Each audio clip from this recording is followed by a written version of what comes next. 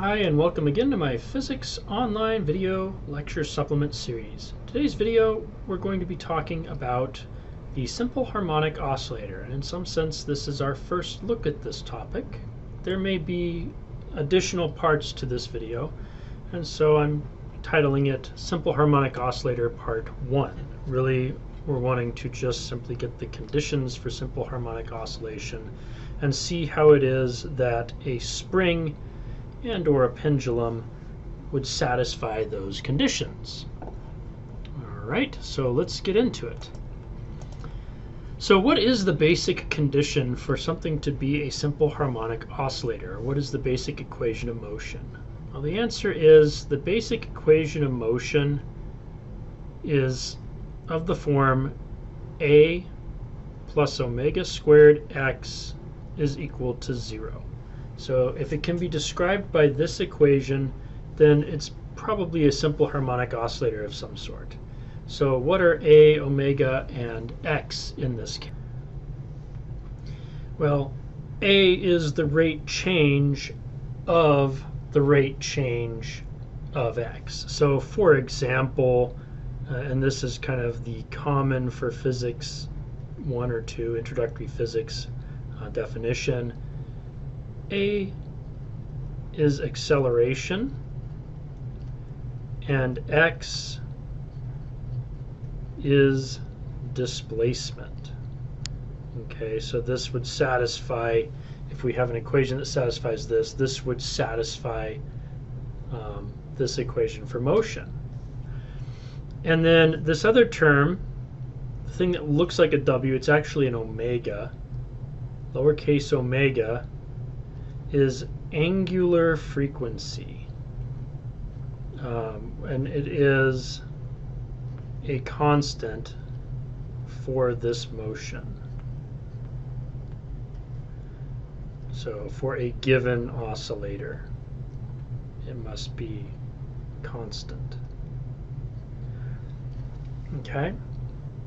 Now, how is it that, or maybe I should say, what are some things that satisfy this equation of motion? Okay, well, consider mass on a spring. So mass on a spring. Okay, diagram, usually you have some sort of a spring like this, and then somewhere at the end you have a mass M, which can oscillate. So this point is fixed. This is spring of force constant K. And maybe I will abbreviate this KS for spring constant. The reason for this subscript being that we're going to have in physics 2, and really when we get into waves, we're going to see more things that are K that are not spring constants. So I'm trying to make this to distinguish between spring constant and some future K's that we will encounter. Okay, so given that you have a mass on a spring and all this, imagine that you take this mass and you displace it down to here. All right, so we have here some initial displacement x. Well, from Hooke's law, we know that that displacement x will result in our having a force on this, a net force in fact, of negative k times the displacement x. We also know from earlier in physics 1 that Newton's second law says that this force, or the net force, must be the mass times the acceleration. And it is actually fair, given how I've labeled this, to call both of these net forces, because we're assuming there's no drag. We're assuming that this right here was equilibrium and that x is a displacement from equilibrium for our system. Okay? So combine these two equations. I have sum of forces here, I have sum of forces here. It's the same sum of forces, so that means that this side of the equation must also be equal to each other. So that means that I have negative ks times x, and I have that being equal to mass times acceleration. So flip some terms around. Mass times acceleration plus the spring force constant times x is equal to 0. Now divide everything by an m, and what we end up with is a plus ks over m x is equal to 0. So what we can say is omega squared is ks over m for the spring. And if this is the case, then we have the condition that a plus omega squared x is equal to 0. So we have our equation that we expect for the spring.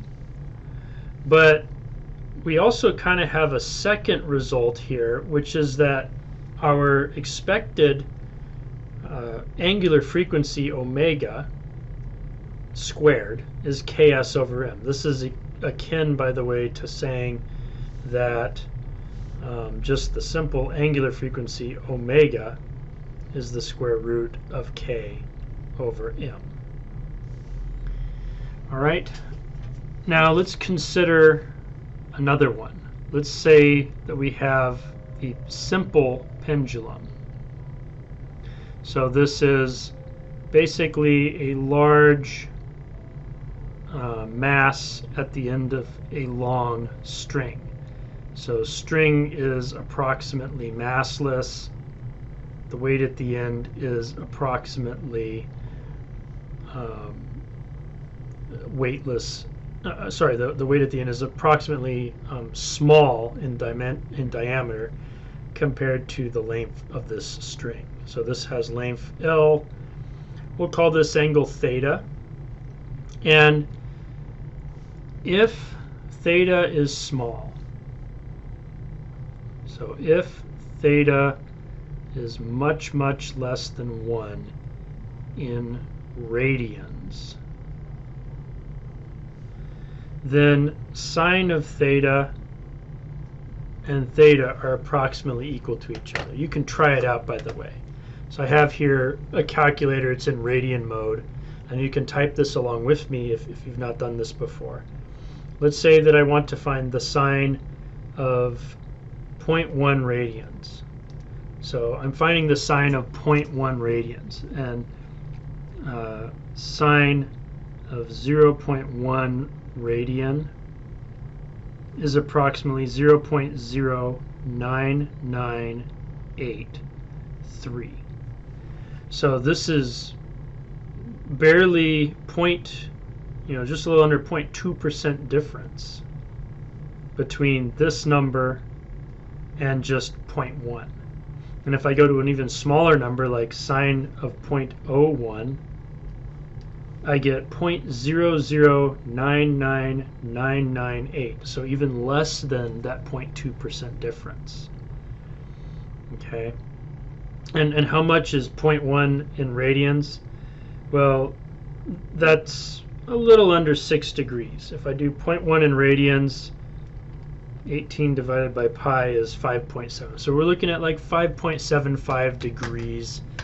Really, this even works up to maybe 10, 15 degrees pretty well. So as long as you have a small angle, this is true. Now, the reason why we care about sine of theta versus theta is that this right here, distance, we can call delta x. And that distance delta x, or really that distance x, I've labeled it delta x. Let's be consistent with the spring and just simply label it x. That distance x should be given by the length of this string times the sine of the angle theta. And so as long as I have a small angle theta, this is approximately equal to L times theta. So since this is true, we can say something like theta is very nearly x over L. Okay, so I'm just dividing everything by an L here. Now let's turn to Newton's second law. Newton's second law says sum of forces is mass times acceleration. And for this motion with the small angle, yes, there is some vertical motion, but it's predominantly a horizontal motion that we're going to have here. And so if I was going to draw a free body diagram of this mass at the end, I would have tension in this direction and mg in this direction. And so in some sense, I could draw for myself a triangle like this that has mg, t, and we'll call this one tx, and this right here is angle theta. So sine of angle theta, which again is approximately theta, should look like tx over t. Okay, and the tangent of theta, which as it turns out, for these small angles, tangent of theta is also very nearly equal to theta, will look like tx over mg. All right, and so that's also about equal to theta. So conclusion, since these are kind of all equal to each other, we can write something along the lines of m times a is equal to m times g times theta, roughly. Okay, so that's the conclusion from these. And so a is approximately g theta, which in turn is g times x over L. Now you may be looking at this and saying, okay, smart guy, first of all, you said that this should end up looking like a plus omega squared x equals 0. And this sure looks like we're going to end up with a minus g over L x equals 0. Okay, you are not entirely incorrect, but if we put in vector notations here, so a and x like this, and we look over here at this thing, my forces are going in such a way that although x is in this direction, a is going to be in this direction. So if we put vector signs in it, there's actually a minus sign that comes in here, and that gives us a plus sign over here. Okay, and so with vector signs in place, we have the equation we need so long as omega squared for this pendulum is g over L. Or in other words, so long as omega is the square root of g over L. So the simple pendulum does in fact satisfy, or very approximately satisfy, the simple harmonic motion equation as well. One last thing that we kind of need to do, which is I've now given you two examples of omega, and the question might be, what is omega anyway? What is omega? Okay, well, I've already told you that it's the angular frequency, it's constant for a given oscillator, etc. It relates to a more easily and more often measured term, the period, such that omega is equal to 2 pi divided by period, or 2 pi times frequency. And parenthetically, this means that the period is 1 over the frequency, and parenthetically, this means that the period is given by 2 pi times either square root k over m over k, or square root L over G, depending on what kind of system we have. So now we come up with the question, what is the period? So T is period, F is cycle or oscillation frequency. And so what is the period? The period is how much time,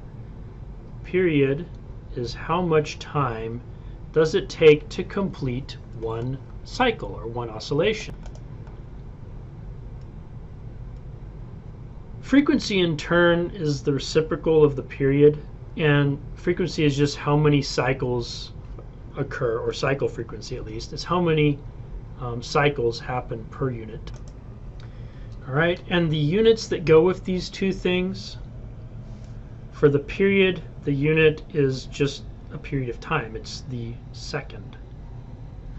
For the cycle frequency, it's cycles per second, which is sometimes abbreviated CPS, and sometimes we just label that as hertz. Okay, and this means that the unit for omega is radians per second, which we sometimes label as S minus 1. All right, so that's what those things are. Let's do one quick example, maybe using a spring, and then we'll call it a day. All right, so our example is, what's the expected angular frequency and period for a 120 gram mass oscillating at the end of a spring of force constant 30 newtons per meter? All right, so the angular frequency, if we were to label these things, angular frequency is omega, period is T, mass is m, spring force constant is Ks. So omega, we know, should look like the square root of Ks over m. So we have the square root of 30 newtons per meter divided by 120 grams, but we need to convert that into kilograms, so times 10 to the minus 3 kilograms per gram. Plug that into the calculator, and what we get, so 30 divided by 120 divided by 1,000 is 250, and take the square root of that, and we get 15.8. So this right here is about 16 inverse seconds. The period, on the other hand, is 2 pi over omega, or in other words, 2 pi square root m over k. And so we have 2 pi times the square root of, and again converting our units, 0.12 kilograms divided by 30 newtons per meter. And so again, 2 times pi times square root of 0.12 divided by 30. And that gets us 0.397. So that's about 0.40 seconds for the period. All right. One last little note, pendulum versus spring. The spring omega, and therefore T, does not have any g factors in it, no lowercase g, so it does not depend upon the gravity field strength. On the other hand, the pendulum does not have any mass in omega, so neither the frequency nor the period depends upon the mass of the pendulum. Okay, so we'll just kind of enter that as our closing thought. Spring period is independent of gravity. Pendulum period and frequency, etc., is independent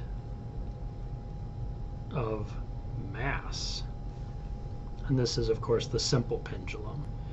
And the other thing is both.